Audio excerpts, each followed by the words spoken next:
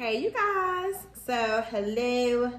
So I didn't get very far, but I'm no further than the last time we talked. So I did decide that I'm not gonna hang these this way because I don't have any jump rings that are large enough. So they're gonna be upside down that way. So what I'm gonna do right quick is I'm going to finish painting these, and we're gonna paint some on camera together. And then, sorry. We're gonna paint some on camera together, and then others I may paint like off camera just to speed things up a bit. Yup. Trying to decide, no, I want to keep them like that. So I'm organizing them all up, just trying to see how I want to do them. I haven't yet drilled the holes. I really want to get the painting out the way first. If you've been following me for a little while and or you've never heard me say this, I don't always know what I'm going to make when I start making stuff. So therefore, it's not always pre-planned. Okay, so I'm going to put another coat on these because I feel like, and that's how it is when you use like less expensive paint. So I'm really, remember I bought the golden paint and I had said I wasn't impressed with it. And then I took it back to the store, but I secretly think I felt like it cost too much, so I took it back to get my money back. So there's that. So now I'm thinking that I really want to use that paint to do earrings, only because it won't require all these extra coats. You know, because when you use less expensive paint, you're going to pay more time-wise because you got to go through repainting and retouching and blah blah blah. So I'm just gonna pay for better paints. There's that. So got the red done. I just want to touch that up. I'm gonna touch up the orange hair. I don't know if you can see my little cart behind me or not, but I'm pulling stuff from the cart. Remember I had done a video on I had done a video showing how I put the cart together. The first thing I ever put together. I was like, yay me. And so now I have it rolled over here behind me. Help me hold it up. So I'm just bringing the paints over to the table, so it's making it a little bit easier. And you guys are actually sitting in a cup. So there's what I was looking for. I was like, where's the orange I was using? And I was wondering where all my brushes were. So now I'm just gonna go over these, this pair, and then I'll start deciding on the matching colors for the other earrings. I still have, I think, 2 or 3 pair that I didn't paint yet. And we're gonna work with,